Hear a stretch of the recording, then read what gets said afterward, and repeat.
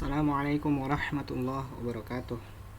Hello friends, in this video I will to talk about the OSPF, Open Shortest Path First.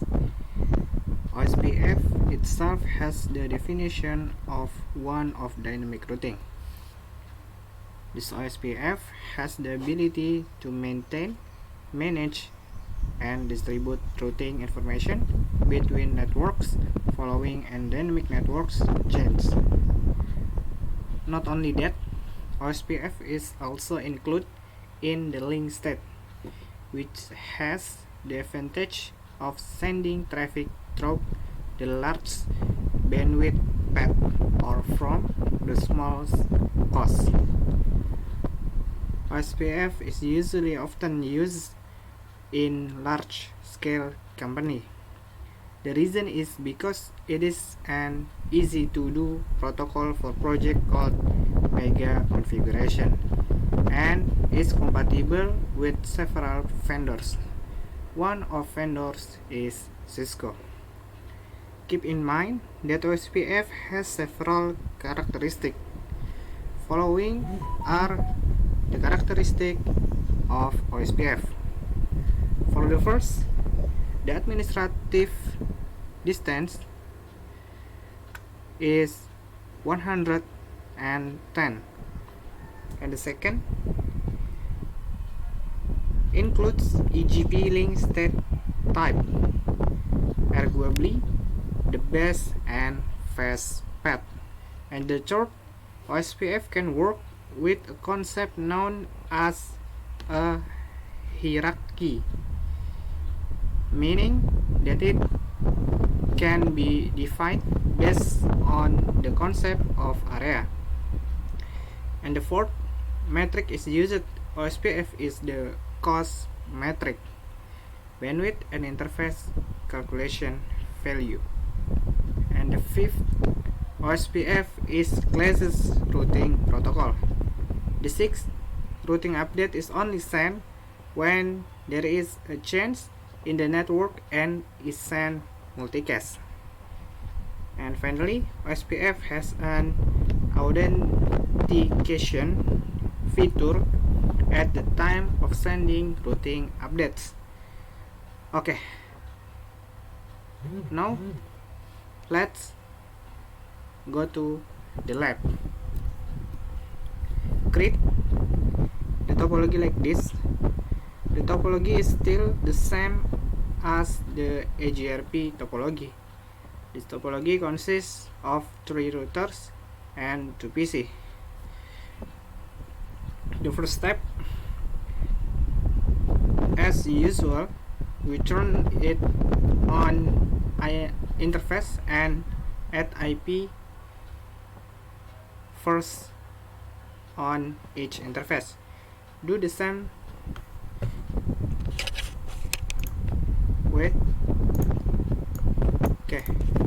on router 1. Now enter global config mode, interface FA 0/0, now shutdown, add IP 192.168.1.1 subnet mask, enter. Next, enter to interface FA 0/1, now shutdown, and add IP 10.10.10.1 subnet mask,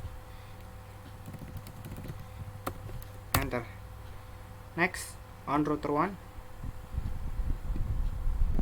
CLI, now enable config, enter the global config mode, enter to interface FA 0/0, turn on, now shutdown, add IP 10.10.10.2 subnet mask, enter. Next, to interface FA 0/1, turn on the interface, add IP 20.20.20.1 subnet mask, enter. Next, on router 2,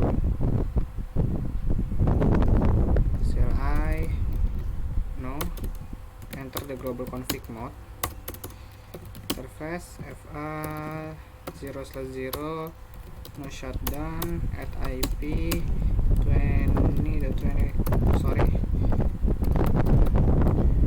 to subnet mask. Enter. Next, enter to interface FA 0/1 no shutdown to turn on the interface, and at IP 192.168.2.1 subnet mask. Enter. Finish. Okay, if you have, then add IP on each PC. First, PC 0 desktop IP configuration 192.168.1.2 subnet mask done, and gateways 192.168.1.1 close. Next, on PC1 desktop IP configuration 192.168.2.2 subnet mask done, and gateway 192.168.2.1. Close. Okay, and if you have, again, let's enter the OSPF configuration. The OSPF configuration has a pattern. Wait. Okay, has the pattern.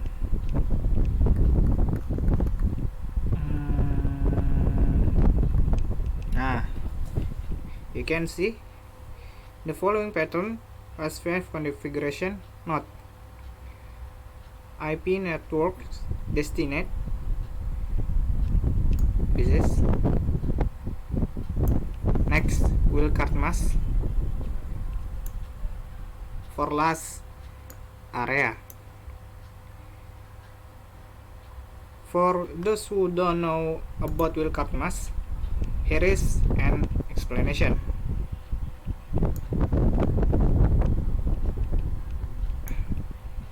The wildcard mask is the opposite of the subnet mask. An example, our subnet mask using prefix 24, which is 255.255.255.0, then the wildcard 0.0.0.255. How to know 0.0.0.255 is the subnet mask for how?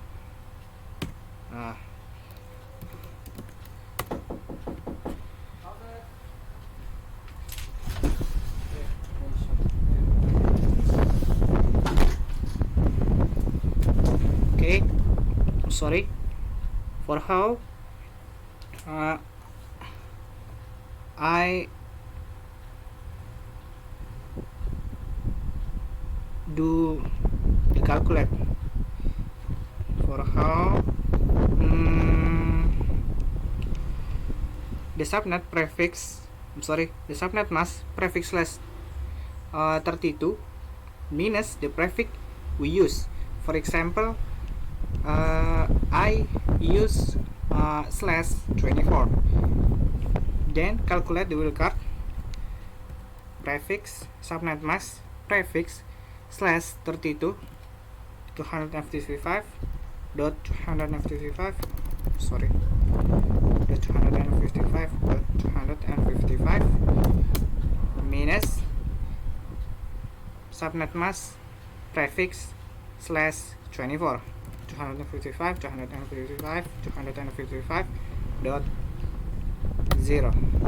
equals 0.0.0.255. Okay, finish. This is the wildcard prefix slash 24. Okay, let's just enter the configuration OSPF. Okay, first enter wait on router 0, for example. First enter the command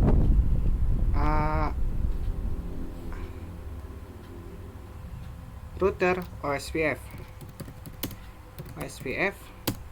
and AS number. For example, here I am use 1, router OSPF 1. Enter. Okay, next, after that, enter the previous command, namely IP network, wildcard, and area.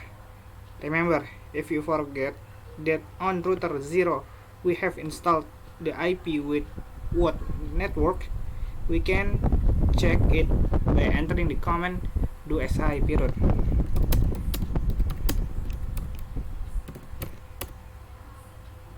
I'm sorry, do sh IP interface brief. Sorry, I forgot.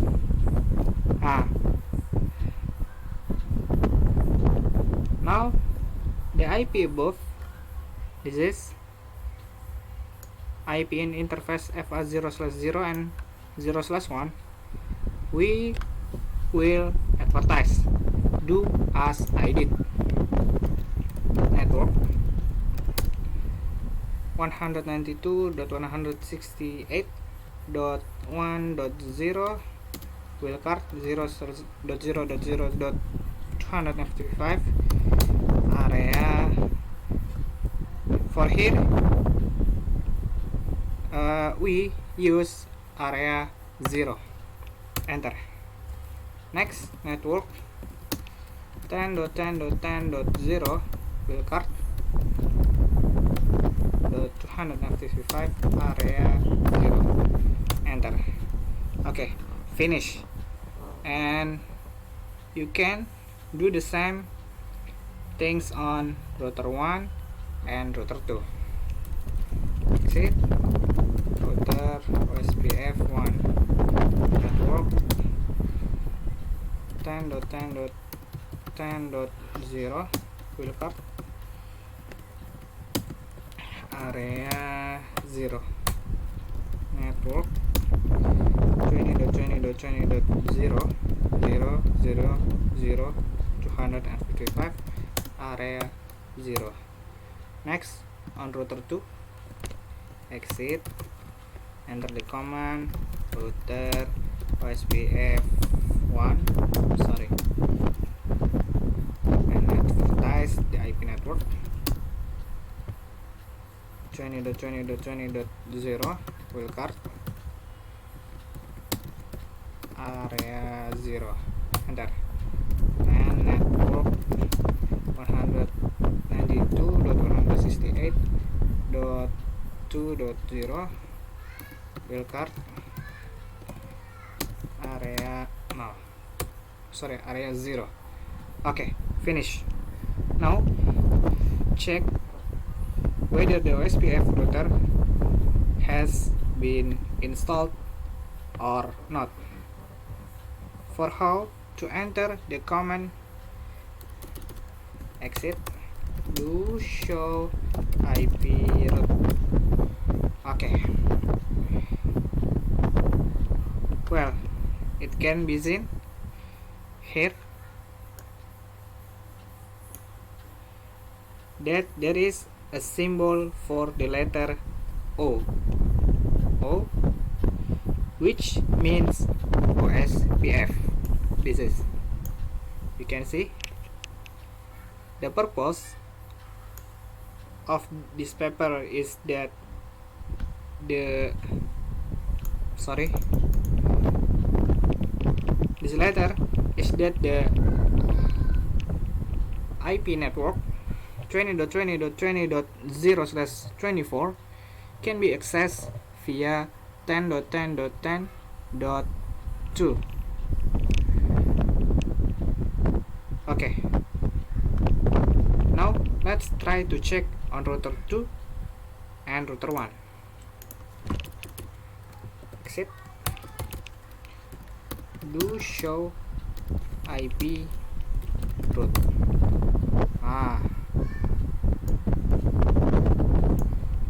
It can be seen OSPF IP network 192.168.1.0/24 can be accessed via 10.10.10.1. This is IP interface FA0/1 on router 0, and OSPF IP network 192.168.2.0/24 can be accessed via 20.20.20.2 IP in interface FA0/0 on router 2. Next, let's check in router 2.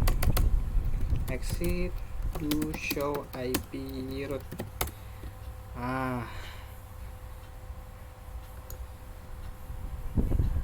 You can see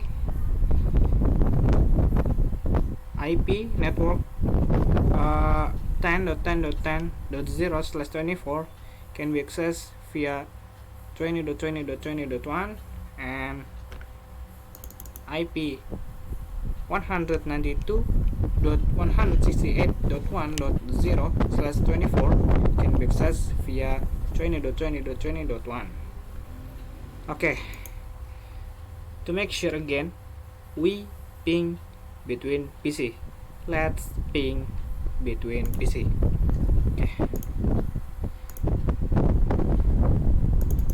Okay, you can see successful. Well, it works. That means we have successfully configured OSPF dynamic routing. Okay, maybe that is all the discussion in this video. Keep up the enthusiasm to learn. Greetings, Roy of IT friends.